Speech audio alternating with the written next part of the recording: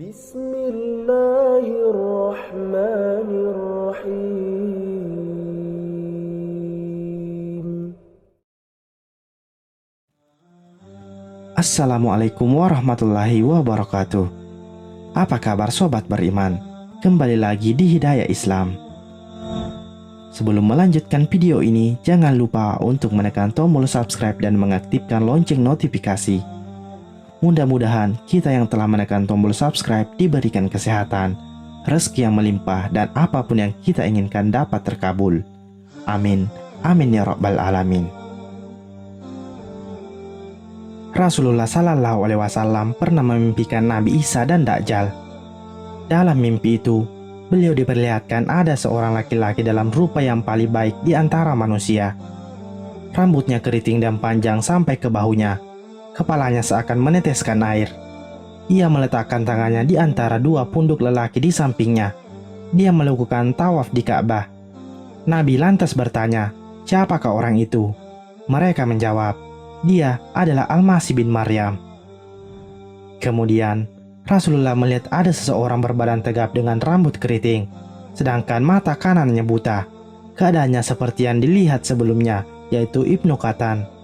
Tangannya menggandeng pundak dua lelaki sebelahnya dan melakukan tawaf di Ka'bah.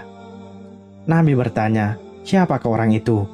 Mereka berkata, "Dia adalah Al-Masih Dajjal."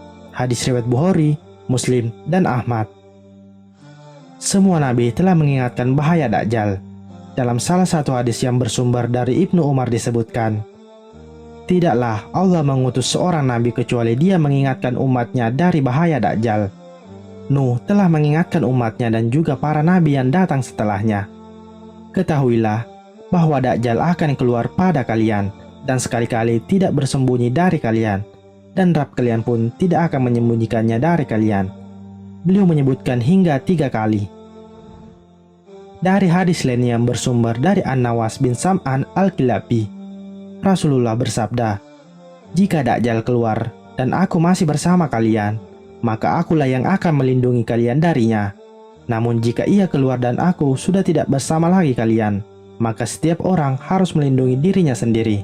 Allah adalah pelindung bagiku dan setiap muslim. Barang siapa dari kalian berjumpa dengannya, hendaklah ia bacakan awal surah Al-Kahfi, sebab itu akan melindungi kalian dari fitnahnya."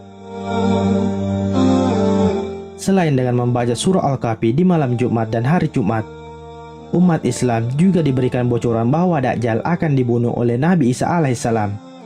Isa binti Maryam akan turun di sisi menara putih sebelah timur kota Damaskus. Dia menemukan Dajjal di pintu Lut, sebuah tempat di dekat Baitul Maqdis. Dia pun membunuhnya.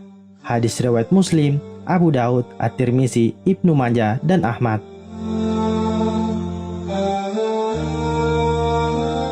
Siapakah yang lebih dikhawatirkan Rasulullah melebihi Dajjal?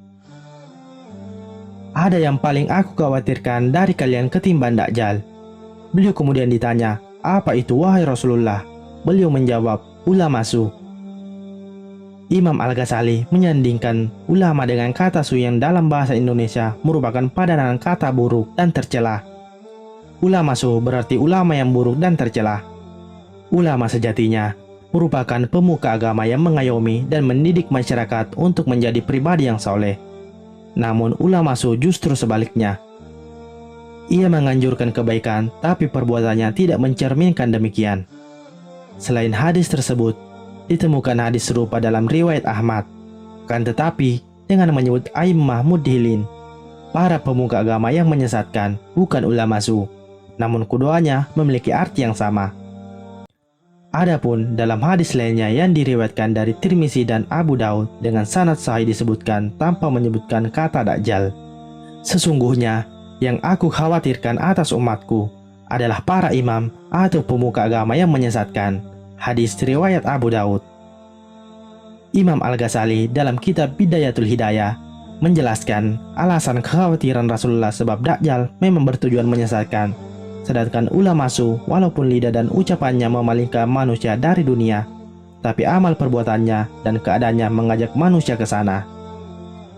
Dajjal itu nyata, jelas bentuk dan visinya.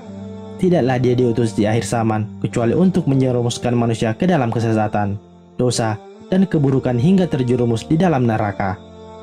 Sementara ulama yang buruk, tutur Imam Al-Ghazali, kendati lisan dan kata-katanya mengajak manusia berpaling dari dunia, namun ia juga mengajak mereka pada dunia melalui tingkah laku dan perbuatannya.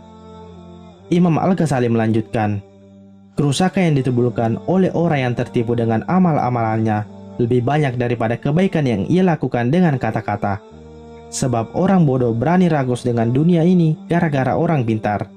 Orang pintarlah yang menjadikan penyebab hamba-hamba Allah Ta'ala yang awam berani berbuat durhaka kepadanya.